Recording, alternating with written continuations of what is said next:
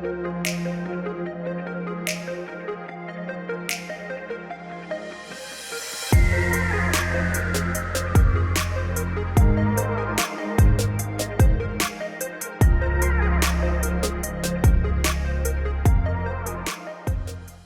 a couple comments on the last video. Some of you guys are upset that we have another case swap and that I have another car that is probably not going to get finished in time. But I don't care. I'm going to case swap this FRS, and we're getting to it right now. I got a whole bunch of things to take off of the K series here and get this thing on the stand and start swapping some components over to get this thing into the car.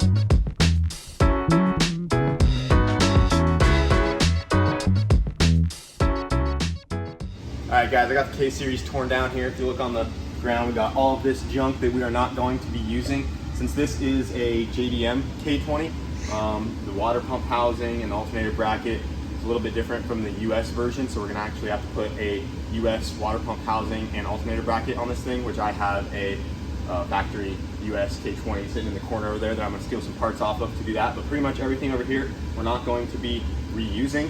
And I just got the oil pan pulled off of this thing. It has that nice stock motor smell, that used oil goodness. It's all bronze and colored up right here. We do have to pull this oil pump off of the K24 here to switch it out for a K20 Type S oil pump to work with the aftermarket oil pan. This is the big bulky K24 oil pump, and they're just, you know, not good for high RPM and stuff like that.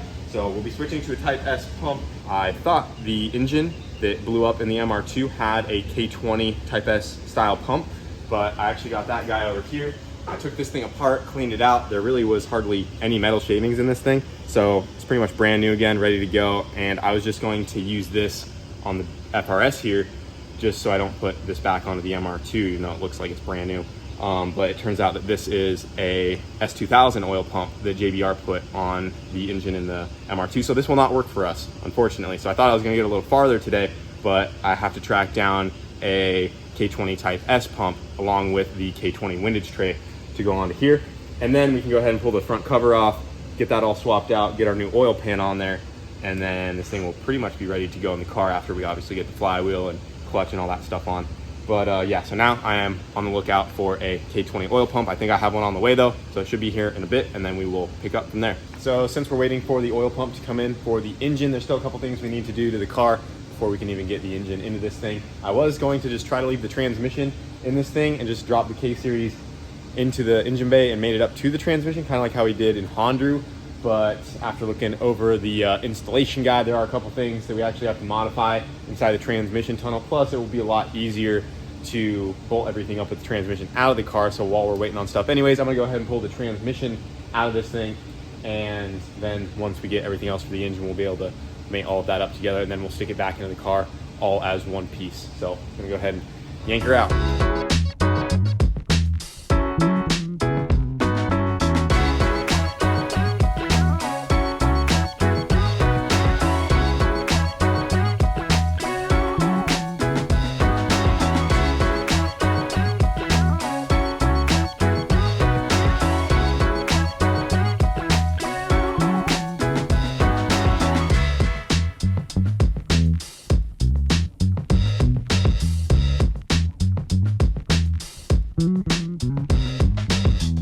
just got the transmission pulled out and Wyatt made it back into town. Yes, sir. So he's here to help me get this thing into the car. Hopefully we can try to get this in by the end of today. We actually just got our Type S oil pump in, so we can go ahead and get this guy on there and then start prepping the engine to go back into the car. So I just went ahead and got the front cover pulled off the engine and got the K24 oil pump pulled off. That's this big bulky guy right here, and then also these windage tray pieces that you're not going to need. And then this is the new K20 windage tray that we will be replacing those guys with. And I just wanted to show anyone out there doing a K24 swap that goes to the K20 oil pump. You have to remember to remove this guy right here, this little orifice. And this is actually just an interior bolt that I stole out of the BRZ. If you just like take a wood screw with a sharp end and just kind of force it in there, you can drive that guy down in like so. Might take a couple tries, but then you just grab some pliers and you should be able to pop that guy out. Oh, I don't think that one has a good enough grab on it. Maybe. Come on, baby. Oh, it came out.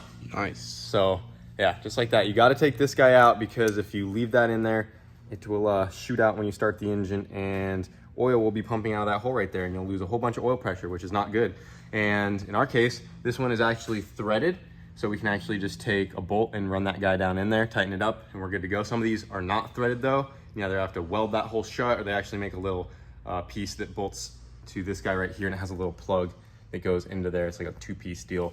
So just, make sure you plug that hole up because you don't want to lose oil pressure if you're doing one of these swaps yourselves. But yeah, now we're good to go ahead and throw the new Type S pump on there. That guy will just go on like so. So I'm fixing to throw the new Type S pump onto the K24 here, and something else I forgot to mention is you actually have to notch the bottom of the pump out here to clear. You see it does not sit flush at all, and you can see where it kind of lined out in Sharpie there. It's not the best, Sharpie line, but it'll do. We have to actually cut out a section right there so this can actually sit down flush to the bottom of the block here. So I'm gonna go ahead and just take an angle grinder and grind that out. Luckily it's just some thin aluminum, so it is very easy to clearance, and then you just want to make sure you're not getting any metal shavings into the pump or anything like that. And then once we get this clearanced, we can get this guy bolted on there, get our chain on there, retime the engine, and get this thing back together.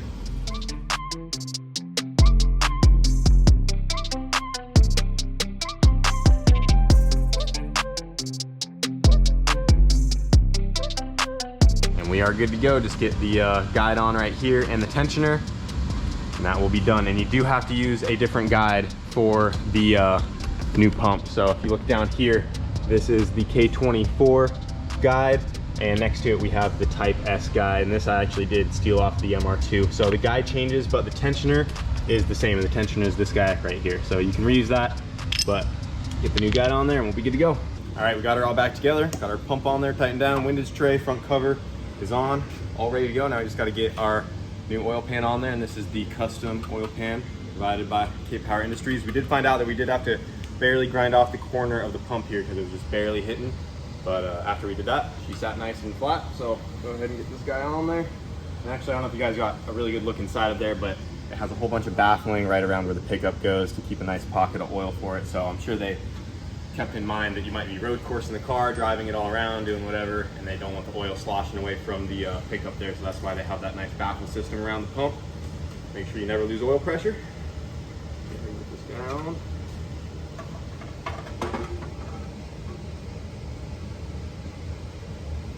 Just like that. And the kit also came with a whole bunch of new bolts for the oil pan, so that is awesome.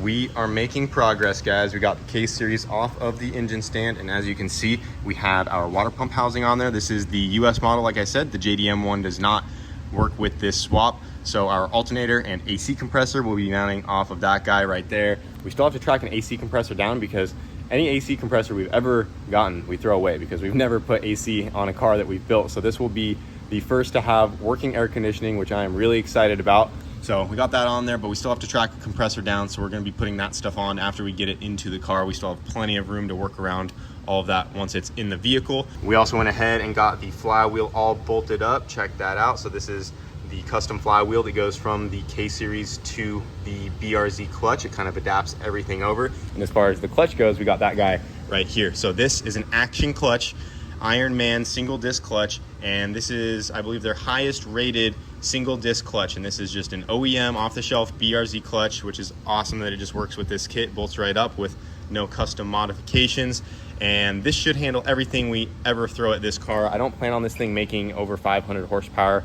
I would like it to probably make somewhere in the low to mid 400s once we go to turbocharge or possibly supercharge. I've seen some comments about, you know, possibly supercharging the car. That would actually be a really cool option as well, to have that kind of instant boost.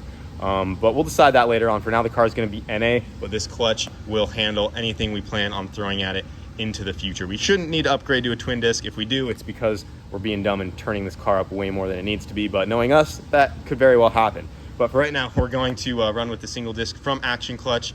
And yeah, let's go ahead and get that guy on there. And then we can go ahead and move on to mating the transmission up to the engine with the adapter plate.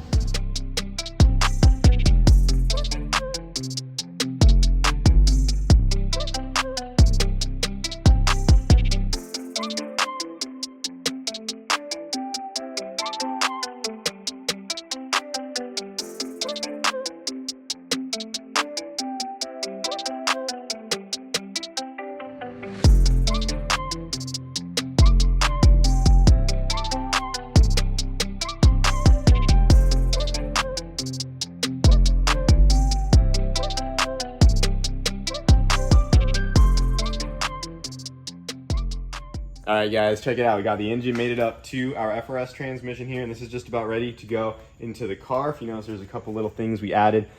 This is an aftermarket coolant piece that kind of relocates the coolant hose on the back of the head here.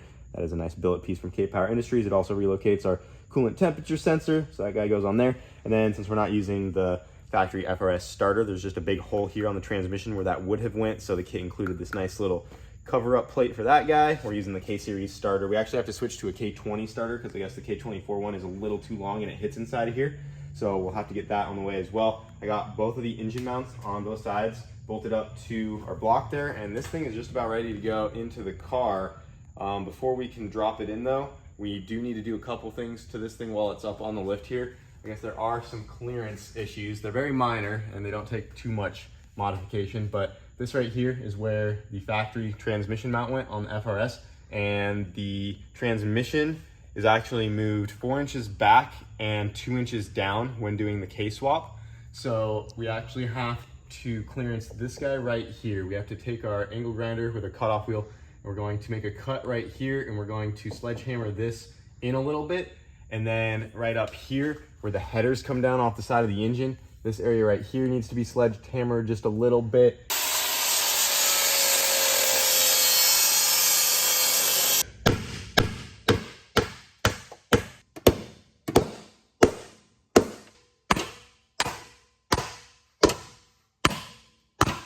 It is about that time, boys. We are officially ready to get this thing K-swapped. We got the engine on the hoist right here, along with the transmission ready to go in. We got the car lowered back down. There's just a couple things in the engine bay we had to kind of clean up. We got rid of the AC lines and the compressor, and there was this mount right here for some factory strut bars, I believe, but we got rid of that guy as well to clear up some more room.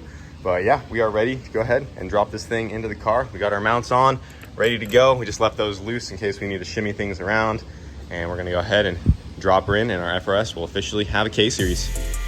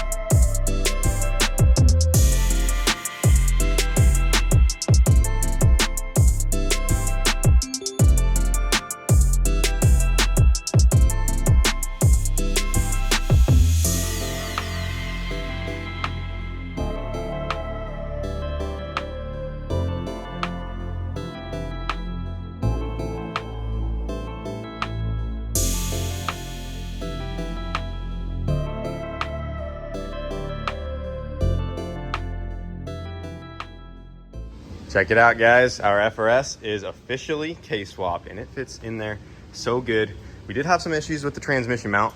Set us back a little bit. We found out that we need to remove this guy right here. There's this piece that comes off, and since the transmission is shifted back like 4 inches, this shifter rod and this guy need to come off, because when we were trying to push it up into place, those guys were getting wedged. The kit comes with an aftermarket shifter rod that we have to get onto the transmission. So we're gonna wait to put the drive shaft on until we get the new shifter rod and everything like that on there. But after we got that figured out, went in pretty easy. And that's in the instructions, but you know, who's got time to read that? Yeah, it wasn't the instructions, but we skipped over that part. Bad. And also in the instructions, they say clearance the tunnel. If you guys are doing this kit, clearance it a good bit extra. That's all I'm gonna say. Yeah, I clearanced it from what I thought would be enough, but it still hit a little bit. Yep, just take the biggest mallet you got and just smack her real nice. And you're good. And then your K-Series will fit like a glove. But if you look at it, there's plenty of room in there. Whole bunch of room, way more than the Boxer engine probably had. And this one probably won't blow head gaskets. Spin rod bearings. Ring lands probably won't fail. Yep. I mean, this thing will make 450 horsepower bones stock. Yeah, that'd be like a $10,000 build if this was a stock motor, and it'd still blow up. Knowing us, it still could very well blow up, so I'm not going to get ahead of ourselves here. But it does look really good in there. The kit from K-Power Industries came with literally everything, all the nuts and bolts, and yeah, it went in awesome. Built-in deal, man. Like, we haven't really had to fab anything, just cut some stuff out of the way, and it's been really easy. Yeah, as long as you got a big sledgehammer and some tools. Yeah, I really like it too. Like, their whole wiring harness and everything just plugs right into the factory stuff. Little jumper deal inside, like. Yeah, we'll be showing some more of that in the next coming videos. But yeah, this is the factory harness right here, and the engine harness actually just integrates into that guy right there. So it's all super simple and straightforward. They did a really awesome job on this kit. But as you can see, she is bolted in there, and now it is just a matter of getting all of the engine accessories on and continuing from there. I guess while it's in here, let's go ahead and slap the headers on real quick. Yeah. Got the headers and the intake over here. Looks like you got plenty of room for those guys. Oh yeah, like nothing. Pretty easy. Just go right in there. Might as well slap this on there for the thumbnail. Ain't like no 350 small block where you gotta hammer them in every 2 inches to clear stuff. No, dude, there's so much room in here. I was a little worried about doing the AC compressor and the alternator and running the belt after it was in there, because there wouldn't be as much room. But dude, there's literally so much room around here that it's basically on an engine stand. Yeah, tons of room to work on it. My question is, does the hood shut? I don't know. We had to slam it pretty hard with the Miata. The Miata one. Yeah, should I see real quick? Yeah, let's check it out. All right. It looks like it should clear. So they're actually supposed to give me another valve cover with the kit, and I don't know if it's to clear the hood, but just give her a slam, brother. I don't want to slam. Fully, it, full send. This one's a little nicer. All right, I don't care. Oh god, perfect. I think it's good. Yeah. I mean, it fully latched. It didn't put a dent in the hood. Oh yeah. There's plenty of room under there. Oh yeah, that's solid. We also found out that the bumper has these little quick release Zeus clip deals. These aren't Zeus clips, I don't know what they're called. No, they're not Zeus, but the little pop-on guys that everyone uses. I don't recall the exact name. But yeah, they have those that just clip on, so at least that's nice and easy. And then these little pieces just go on with Allen wrenches. So now when we shut the hood, oh yeah, nothing even hit. It's good. Nice. That's awesome. So, K-swap your BRZ or FRS, the hood clears. No issues. Sweet. Look at that. You Looks didn't even know there's a K-series in there. Other than it'll do more than 10 laps. I mean, hey, these things are blowing up for a reason. So, you know, if anyone out there has some more blown up BRZs on the cheap, I'll do more. We'll just start whipping them out. We'll give them back to you guys. That'd be cool. Start K-swapping all the BRZs and FRSs, because I think they should have came factory with that motor. It looks good in there. Well guys, that's gonna wrap it up for this video. We did have a couple day delay since I was waiting on some components when we were getting the engine together, but nonetheless, we got it done and we got the engine into the car. I didn't want to release a video until this thing was officially K-swapped and everything was bolted into the engine bay here. And like we said, now it's just a matter of getting all of our accessories on, getting her wired up, and hopefully here pretty soon we can make this thing fire up and take it on a first little test drive. And you know we got to go to Taco Bell. Taco Bell, dog. Baja Blast, let's ride. We're not allowed to have any Baja Blast until we get the BRZ running. Okay, that's Give us some motivation to get her going. Deal. So we'll get her fired up, make sure it can make a trip to Taco Bell, and then just go from there. Get it maybe tuned all motor, have some fun with this thing. I'm excited to try to maybe slide it around, drift it, and then as the car progresses, we're gonna have to figure out what we're gonna do for forced induction. So I haven't decided that just yet, but we got a couple ideas. But anyways, that's gonna do it for this video. I hope you guys enjoyed, and I hope you guys are excited for the FRS build here. It's coming along sweet.